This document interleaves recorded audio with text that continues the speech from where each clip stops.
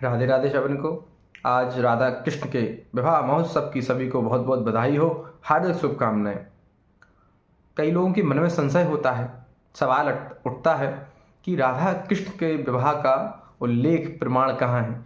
तो ब्रह्म वैवर्त पुराण में प्रमाण है, पद्म पुराण में प्रमाण है और गर्ग संहिता में भी प्रमाण है। 16वें अध्याय में उल्लेख आता है गर्ग संहिता में कि नंद जी श्री कृष्ण अर्थात अपने लाला को लेकर गाय चराने गए, छोटे से लाला हैं। तो भगवान की लीलाएं हैं। उन्होंने काले जैसे ही नंद बाबा गए हैं, गाय चराने पहुंचे हैं, काले बादल घिराए हैं, बहुत तेज हवाएं चलने लगी हैं, ये मानो तूफान आ गया है। अब भगवान भी गोद में लीला कर रहे हैं, डरने की, जो अनंत अनंत कोटि ब्रह्मांड है वो डरने की लीला कर रहे हैं। अब नंद जी भगवान से प्रार्थना करते हैं संकट टले। उसी क्षण राधा रानी आती हुई दिखी है नंद जी को। करोड़ों सूर्यों के समान देदीप्यमान प्रकाशित हो रही हैं श्री राधा रानी। उनके चरणों के जो नूपुर हैं वो मधुर ध्वनि कर रहे हैं। नंद जी ने राधा रानी को प्रणाम किया है, उनकी स्तुति की है और अपने लाला को श्री राधा रानी के गोद में दिया है। और राधा रानी लाला को लेकर के भांडी वन में प्रवेश कर गई। जैसे ही प्रवेश हुई हैं, लाला किशोर अवस्था में हो गए हैं, माई कन्हैया किशोर अवस्था में प्रकट हो गए हैं।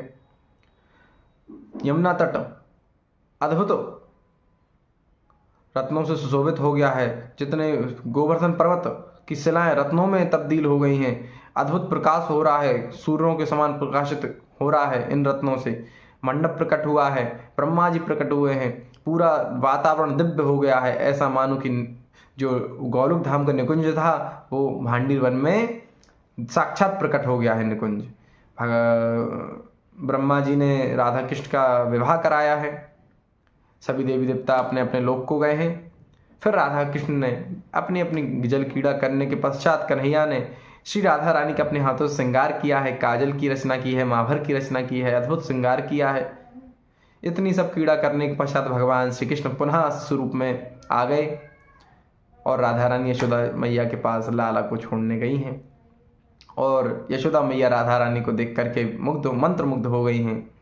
यशोदा मैया को उन्होंने बुलाया है, उनका पुनः श्रृंगार किया है और फिर विदा किया है।